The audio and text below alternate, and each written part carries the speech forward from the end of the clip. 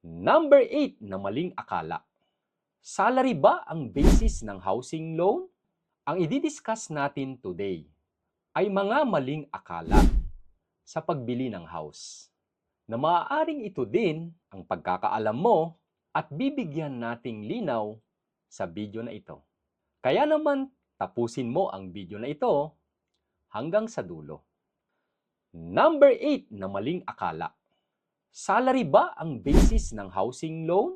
May mga nagme-message po sa atin at sinasabi nung nag-compute po sila na ang pwede nilang i-loan based sa kanilang salary ay malaki naman compared sa property na binibili nila. At tinatanong, pwede bang i-cover lahat yung price ng property doon sa kaya nilang i-loan based sa kanilang salary? Let's say for example, ang salary mo ay 50K monthly.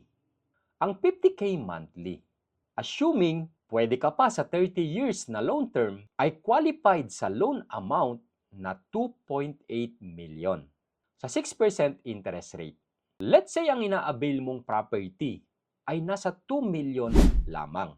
Ang ipapaloan ba sa iyo ay yung 2.8 million na pwede sa iyo based sa iyong sweldo?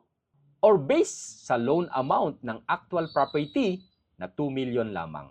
Well, ang ipapaloan po sa iyo ay yung lower between po sa pwedeng loan sa iyo based sa salary mo at doon sa loan amount based sa actual property.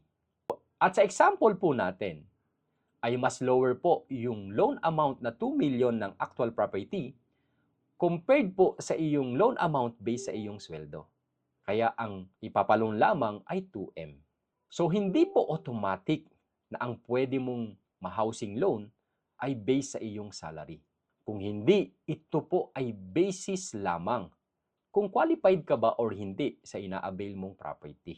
Lalo kung ang hinahanap mong property ay lower talaga ang mga loan amount compared sa iyong capacity to loan.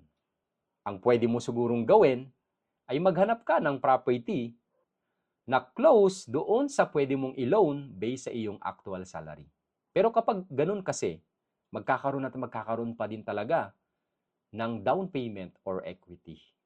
Dahil hindi po nagpapaloan ng 100% ang mga financing institution.